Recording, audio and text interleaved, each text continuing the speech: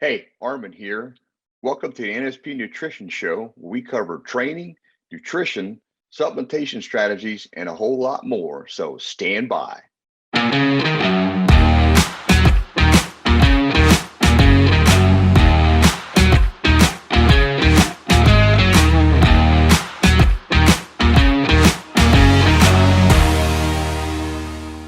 Hello, and welcome to the NSP Nutrition Show. I'm Arman Eckelbarger. And I am Frank Mills, and we have another great show for you today. Of course, Armin and I always plan a good one for you, but Armin has some information about how he approaches back training for optimal results. So we'll be talking about that, and also how to improve less muscle cramping through nutrition and supplements. And I'm sure all of you will be interested in that as well. So that being said, let's get started. Armin, how's it going today, man? It's going good, Frank. Got my workout in. Just working on everything else I need to get done, and looking forward to the show today. It's going to be good. Me too. Me too. I'm fasting. I got my beef liver going today, so things are going good, feeling good, and was ready to do the show. So let's get into how Armin Eckelbarger approaches back training and gets those optimal results. What do we need to know, Armin, when it comes to training your back? Okay, so I've been training for close to 40 years, and there's just a lot of different approaches that people take, and I've Hmm. experimented with those. So when you when you look at the back muscles, and the biggest problem most people have is understanding how to feel the back muscles contract, especially when you're doing lat work, and then you also do row work, which Hmm. makes thickness of the back. So there's two things involved. You want to make the back width wider, so you have that width, which makes your waistline look smaller, and makes your upper body look bigger compared to the waistline. And then you also want to have some decent thickness to it, so that it looks good from the backside, especially if you're at the beach or whatever. Okay. So those are some things I ran across. Um, when it comes to deciding, okay, how am I going to approach getting the width, and how am I going to approach getting the thickness the way I'd like to get it in my time? Okay. Interesting. All right. So I guess one thing, Armin, I was a little curious about, from where you started and you did your back training, and I know you've done a lot of work over over 40 years of experience that you have, but how has your back training changed over the years? It's changed a lot. And the way I say that is because, I was reading Arnold's Encyclopedia of a Bodybuilder, and I was, just reading all the different muscle magazines. And so Hmm. that's where I started. And the problem with that is they're all pretty advanced. And so you think you got to do all these sets and reps and all these different movements. And, you know, you don't have to, but you don't know that. And so it was a hard journey for me, because I was trying to follow what all these other people were doing, and instead of looking at understanding the basics and the principles of how to feel the back muscles actually working, and then to make sure I'm doing enough work to get the result I was looking for. So when you look at it, you have all kinds of approaches where you got to train so many exercises for the lats, and so many Hmm. exercises for the middle, the thickness of the back, and then exercises for the lower part of the back. And Yeah. then, what complements all that supposedly would be deadlifts, which is supposed to hit, all of the back, as the things that I was learning. And at the end of the day, you have to learn how to use combinations that make sense. And I was also combining my back training with other muscle groups, and so that also has an effect, because you can only do so much work and have the mental capacity to focus on the muscles, in the beginning. So whatever happens at the end doesn't get the same effect. So that Hmm. was another issue: is too much work, too much volume for what my energy reserves could actually handle. Wow. Okay. Well, let's say for somebody who's a beginner or maybe someone who hasn't done extensive back work, what should they know? Well, let me just say one other thing is, Oh, when sure. when it came to training my back, another thing I had to deal with was the gyms I trained in, just they didn't have that much equipment. It was kind of minimal. So that was another effect, though, in the beginning that uh, was a challenge because you had barbell bent over rows, you had some kind of Right. a pull up rack, and you had dumbbells. There wasn't a lot of cable machines at the time, so having a cable row was kind of a special thing to have. Mm-hmm. So you'd makeshift your T-bar row. So that was also something that has changed over the years because now you have a lot of different choices and they're really effective, which is really good news for people who are relooking at what they're doing with their back training. Mm-hmm. All right. So then the next one was talking about the beginner. Yeah, yeah, or maybe even somebody who has done some workouts but didn't realize that they were working out their back correctly, maybe. Well, when it comes to working out the back correctly, that's another I guess broad statement. Mm-hmm. So, if you want to get the width, you've got to do pull-ups and pull downs and things like that, which help to spread out the lats. But rows Okay. can also help with that if you're contracting the right way. So Okay. when you first start out training, you have to focus on feeling those muscles contract because in the beginning, your biceps are typically fairly weak Mm-hmm. compared to moving the weight with your back. So you got to strengthen up the biceps before you can even start to feel it in your back. So that's another thing I Right. don't think people understand. So it's a gradual process.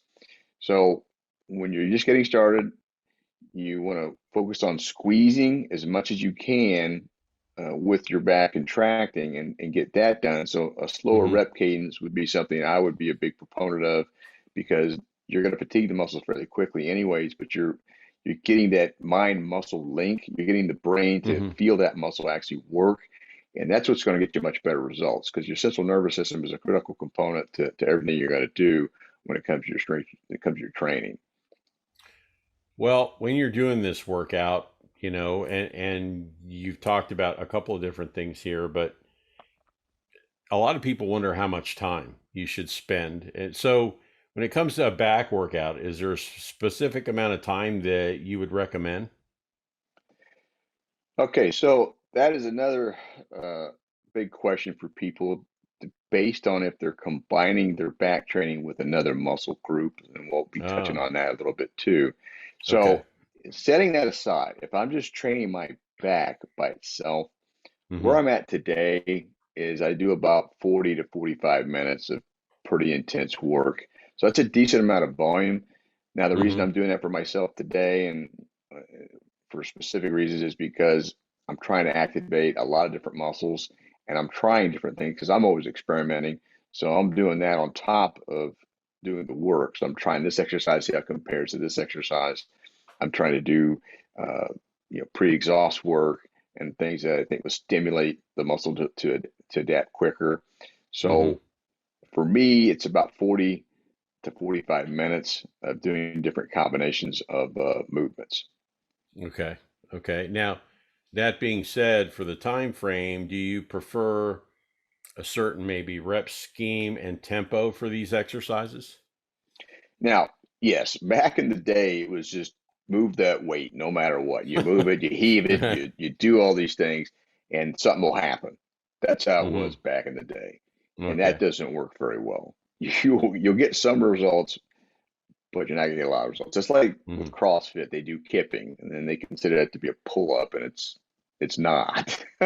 Right. Right. You're just swinging around. You're not really working the muscles. You're swinging. So I don't still to this day understand that. But when it came for me, as far as rep schemes, I did high rep, I did low rep, and things like that. So I really feel like with rep schemes over the years, is 8 to 12 is a really good solid rep scheme. I think for back, the biggest reason is you got a lot of muscles back there that you're trying to stimulate. And if you do too few reps, I don't think you're Mm-hmm. gonna get enough blood flow in to hit those muscles as you would like. And it's just my personal opinion, and we can Right. get into the science and strategy and all that, but I think people are looking for simple answers. I've just had really good results with 8 to 12, really focusing on squeezing the weight. So the Mm-hmm. tempo I like is a 4 count negative. Okay. 1 to 2 count stretch, let the muscles kind of stretch out, and then a 1 count positive to kind of do some explosive work to, to pull it back, to pull the weight in, and then a 2 to 6 count, depending on what I'm doing, as a contraction hold. So, like if you're doing a pull up and you come down, when you come down, you're gonna do a 4 count coming down. You're gonna do a 1 to 2 count stretch to bottom, with those shoulder blades kind of pull out. 1 count coming up, so you're using your power to pull up, and then you're gonna hold it and try to feel that muscle contract and engage it. Now, I was just gonna get your biceps too, but to me, that got much better results. And to this day, I highly recommend that to anybody on back training, is do it slower, controlled. You still want some explosiveness with the positive part of it. That's not a big deal. You need to pull the weight to you, but then hold and squeeze, then lower the weight under control to make those muscles work that negative, and then get that stretch to bottom, 1 or 2, Hmm. and right back up. So rep scheme 8 to 12, tempo would be like 4-2-1-2, or 4-1-1-3, or 6. Those different combinations. You just want to experiment with it to see how it works, because they're not all going to be perfect. But Hmm. again, you're going to feel it, and you'll find that sweet spot. Gotcha. Gotcha. Okay. So you did mention other muscle groups. Sometimes people do train two different groups together. Do you think it's a good thing or a bad thing to train other muscles with your back? Well, here's the thing: is again, I was doing Arnold's Encyclopedia of a Bodybuilder. I did a lot of his stuff, and he always trained chest and back Hmm. either that Okay. day, or he split them up. He did the chest in the morning, back in the evening, that kind of thing. Hmm. So I was kind of following that, and that's a push pull. So you're pushing and pulling at the same time, and it was kind of cool doing supersets like that. And I did that for, I mean, a long time. The bottom line is, it just wasn't that effective for me. Hmm. And so then I did Mike Mincer's heavy duty, where you do back and biceps. And I did that for quite a long time. The thing is I just felt like my biceps, by the time I got to them, there wasn't much in them. And so my strength really wasn't there. So I didn't really like doing that either. So Hmm. as time has evolved, and I started, watching what other guys are doing, I just found more of the professionals, even though they may be on other gear, so to speak, they were training their back by themselves. And I just felt like that was probably the best thing I could have ever done to get my back to really start feeling it, and pushing myself to a whole nother level. So for me, I prefer just to train my back by itself, just because it's a very large group of muscles, and it's tough to get everything to stimulate as much as you'd like. Well, that being said, Armin, do you want to go in a little bit more detail about the approach that you take now in training your back? So that's another thing that I kind of learned over the years is, fundamentally, you do something for lats, you do something for rows, and then you maybe Hmm. do a deadlift, or uh, some rack pull or something like that. Right. So you had to decide, okay, what moves am I going to do for that? But you do those every workout. Hmm. So whatever you start with, again, like I've mentioned before, with any kind of training, that gets the most stimulation. So as I was doing this over the years, I decided, well, my back thickness wasn't what I felt where it needed to be.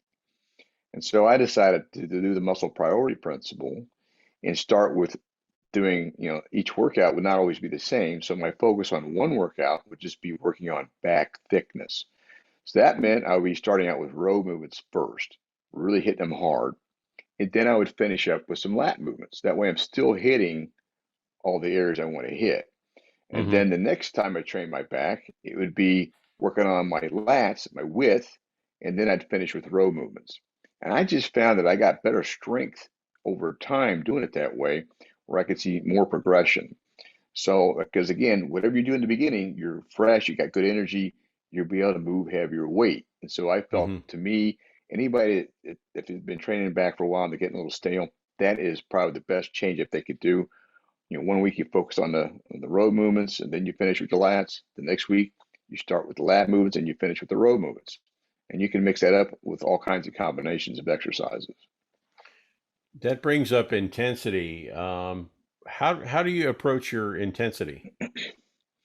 Okay, so another thing with back training is it's kind of a higher volume type of a muscle group. So to me, I like doing supersets, trisets, and giant sets and drop sets.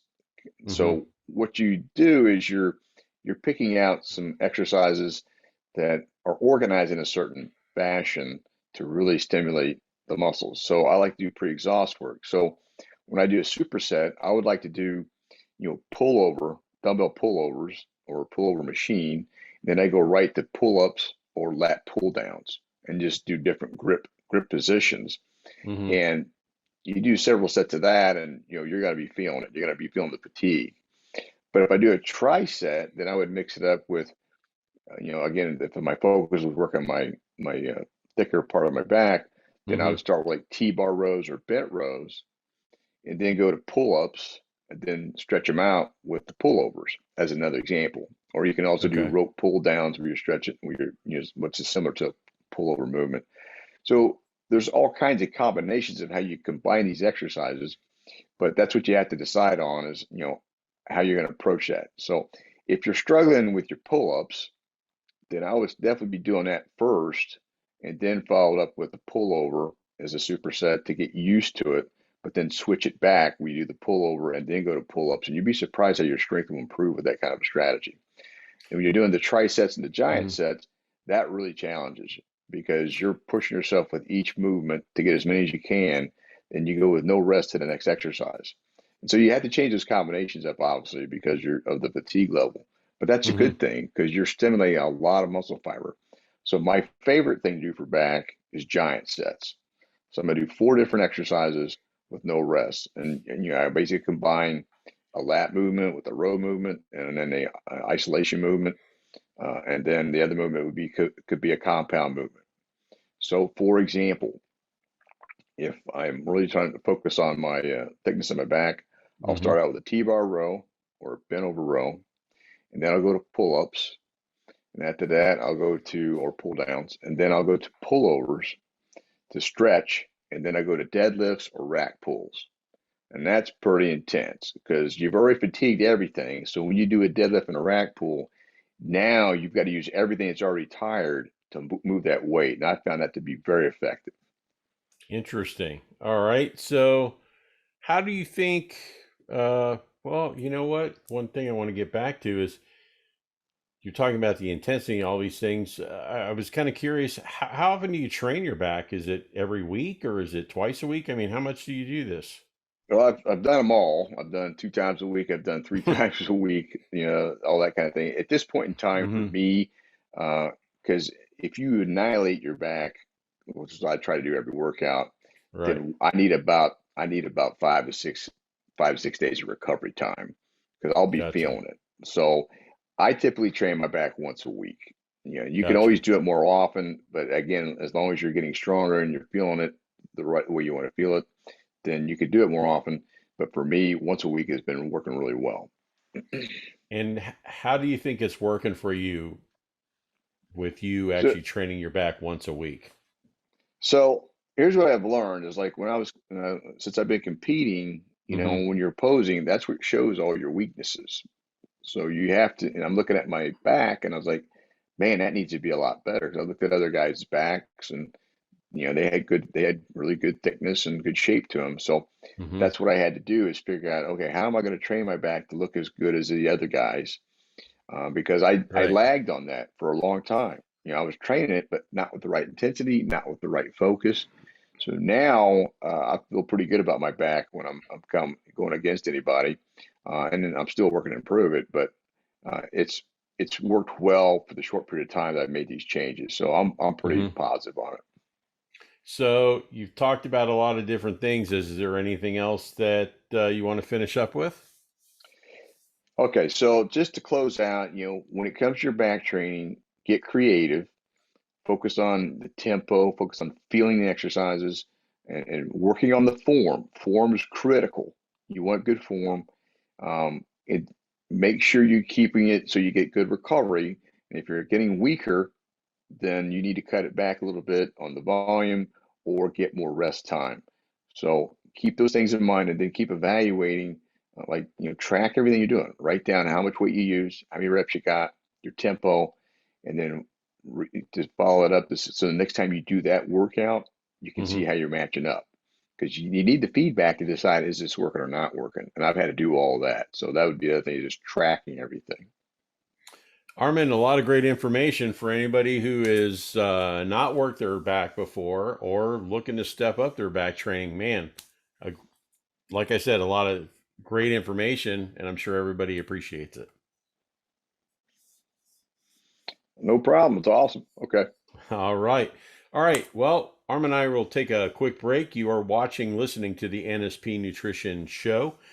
We do appreciate that. And don't forget to check out nspnutrition.com for any supplements you may need or any holiday gifts. We got in some new apparel, some Vince's Gym shirts, tank tops, even hoodies. So check it out. And like I said, Arm and I will be right back.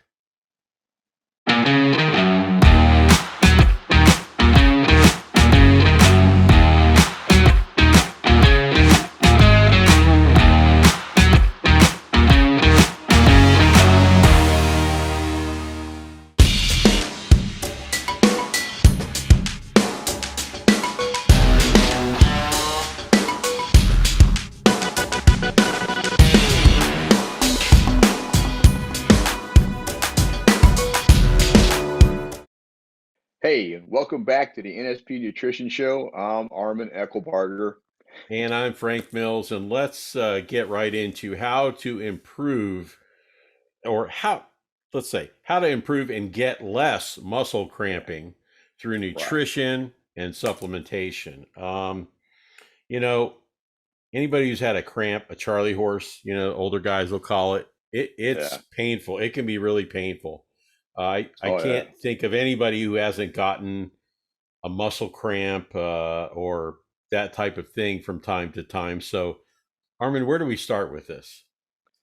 Well, let's just talk about the typical cause. Now, they're not totally, I guess, fixed on what the actual cause is in a real technical sense, but what they've decided is you're going to get cramps from overuse of the muscles. You can get it from dehydration, muscle strain, or just simply holding in a position of prolonged contraction where you're holding that muscle, and that's going to cause a cramp.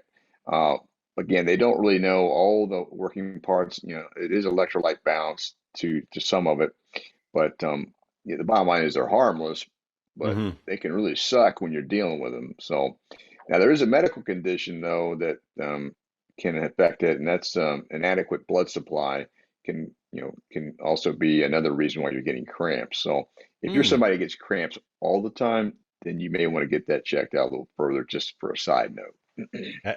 Absolutely. And, a lot of people, when they get cramps, they'll notice it when they're doing something that they're not used to be doing. Like if you're in the pool and you're treading water and you're not used to doing it, you'll definitely get some kind of a cramp pretty quickly, along with other things. But what about foods? Are there any foods that you intake that can maybe cause muscle cramps? Well, what they're saying science-wise is, any kind of refined carbs that are basically devoid of nutrients aren't helping, because you need the minerals like magnesium, potassium, and sodium all to interact the right way so that the muscles can do their thing. So that's refined carbs is a disaster. Now they do feel like if you're eating red meat that's high in nitrates, that can have an effect. So that's going to be like, beef that's sliced up, like in a deli, things like that. Those will have nitrates in them. So that's why I don't eat deli meat. It's just loaded with that nitrate and nitrate stuff. It's not really beneficial. Okay. Another one's fast food, because it has all the trans fat in it. No fast food. And there's nothing in there. There's nothing good for you. And then refined sugars like muffins and things that have artificial ingredients. They just feel like that's going to do it. And then obviously the salty food, because the sodium can be so high that it doesn't clear the way it should from your electrolytes, and that can cause cramping too. So those food sources are something you just really want to avoid if you're an athlete or if you're training heavy. You got to watch out for that. It's not going to help you, especially if you're training heavy, because I've had cramps happen with that, and that's never good. Interesting. Okay, so we talked about the bad stuff. What are some foods that are good or can help you reduce having muscle cramps? So if you are having some cramping, then nutrition wise, I highly recommend eating avocados. Now, avocados have a lot of good minerals in them. They're a very good food source. They're also, people think bananas are a great thing because they have potassium in them. But an avocado has 10 times the amount of potassium that a banana has. So if you need to increase your potassium level naturally, then I would definitely do an avocado. But the thing is, it's more than just potassium. Magnesium is also critical for reducing cramping. And we're going to get more into detail of that. But food-wise, avocados are great.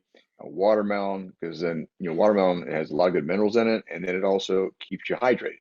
So, hydration is another element. Coconut water's good.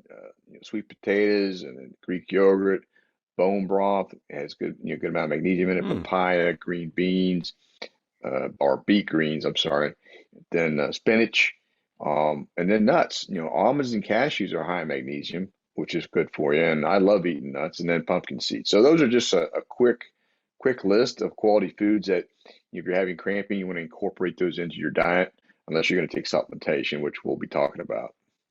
Well, now I know why I don't get cramps because half the things on the list here, I eat, I eat at least one avocado a day. So, good stuff there. Okay.